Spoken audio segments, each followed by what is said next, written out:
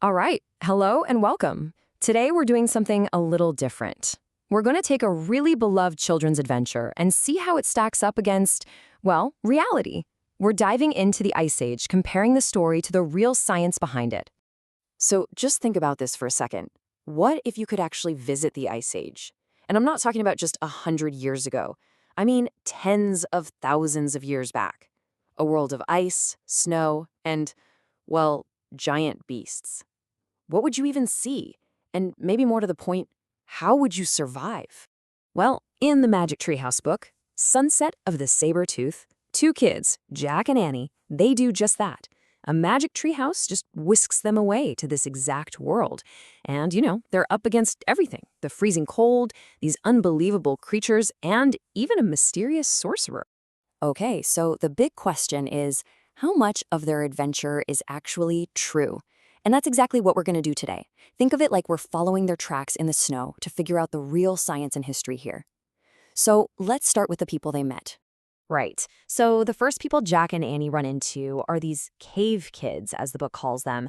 But in reality, who were they? Well, they were the Cro-Magnons. These were early modern humans, and let me tell you, they were absolute masters of survival in this crazy frozen world. So who were the Cro-Magnons? They were basically us, Homo sapiens, living somewhere between 40,000 and 10,000 years ago. And we need to get this idea of primitive brutes out of our heads. No way. These were smart, creative people with really complex social lives. They were just trying to get by in a world that was, well, totally different from ours.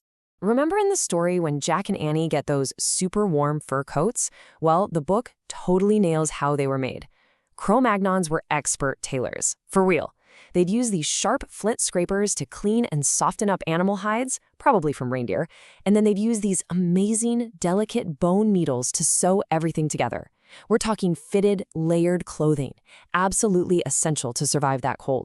And they didn't just stop at clothes. Think about it. How do you light up a deep, dark cave? Well, they figured it out. They made these clever stone lamps by carving a little bowl into a rock, filling it with animal fat, and then using moss for a wick. I mean, how cool is that? It's that kind of resourcefulness, right, born out of necessity, that let them turn simple bone and stone into the tools they needed to actually thrive. Okay, let's get to the really big stuff. You can't talk about the Ice Age without talking about the animals, the megafauna. And Jack and Annie, they come face to face with some of the most famous and most dangerous creatures from that time. So the first major threat they run into is in this cave just filled with bones. And the culprit? The great cave bear. And these things were huge. We're talking way bigger than a modern grizzly. Stumbling into one of their dens like the kids did? Yeah, that would have been a terrifying and probably fatal mistake. And then, of course, you've got the woolly mammoth, a real star of the show. In the book, a mammoth even helps Jack and Annie. And these giants were just perfectly built for the cold, They had that thick, shaggy hair and a layer of fat to keep warm. They were so important to the Cro-Magnon world, for food, for materials. And you just have to imagine, they were a total source of awe. And finally, we get to the animal the book is named after, the Sabertooth. Now, this was not just a tiger with big teeth. No, this was a super powerful ambush predator. Those famous fangs were made for one thing, slicing deep into big animals. It's just a perfect illustration of the kind of dangers people in the Ice Age had to deal with every single day. So let's do a quick breakdown of these giants, right?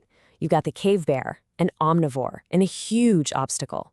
Then the woolly mammoth, a herbivore, and in the story, it's kind of the friendly giant.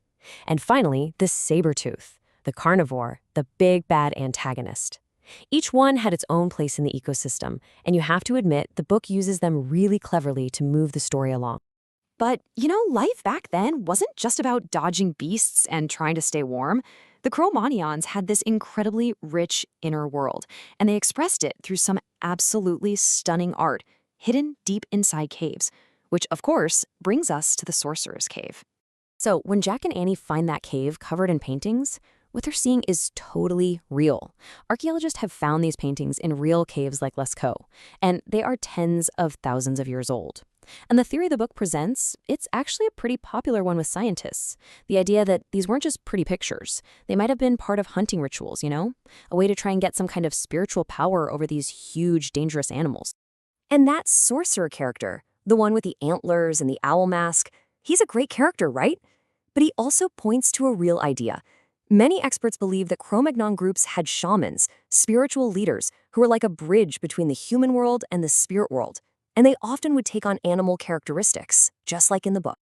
This brings us to the climax of the story. The last thing Jack and Annie need for their quest, it isn't a weapon. It's something way more profound. It's just a simple object carved out of a mammoth bone. So the sorcerer gives Jack a flute made from a piece of mammoth bone. And in this super dramatic moment, Jack plays it. And this strange, haunting music actually scares away the Sabertooth. It's this awesome moment where art wins out over brute force. Okay, and here is the most amazing part. This is not just fantasy. Seriously, archaeologists have found real flutes made from bird bones and mammoth ivory that are over 40,000 years old. It's just incredible how close the fiction is to the fact here. These are some of the oldest musical instruments ever found. It proves that music has been a part of being human for an incredibly long time. So let's just compare the two. In the story, the flute is this magical item that solves a problem, right? But in reality, its meaning is somehow even more powerful. An object like this, it's not just about survival. It's about something more. This represents the very beginning of art, of culture, of a mind that can think abstractly and create beauty just for the sake of it. So what have we learned from all this? What are the big takeaways? Well, for one, Cro-Magnons were incredibly smart and resourceful survivors. 2, the Ice Age was home to some truly mind-blowing animals. And maybe the biggest one of all, art and music aren't new. They're an ancient, fundamental part of being human. Yeah, Sunset of the Sabertooth is a story, but it's such a great way to start exploring these amazing truths about our own past. That world, the Ice Age world with its giant beasts and endless ice, it's gone now. But the people who lived there, they left clues behind. They left tools, bones, and that absolutely breathtaking art. And it's those clues that let us piece their incredible story together and feel a connection to our deepest, oldest ancestors. And all this leaves me with one last question, something for you to think about. The people of the Ice Age left behind proof of their creativity and their spirit, carved into bone, painted onto stone. So, thousands of years from now, what are we leaving behind? What will tell our story?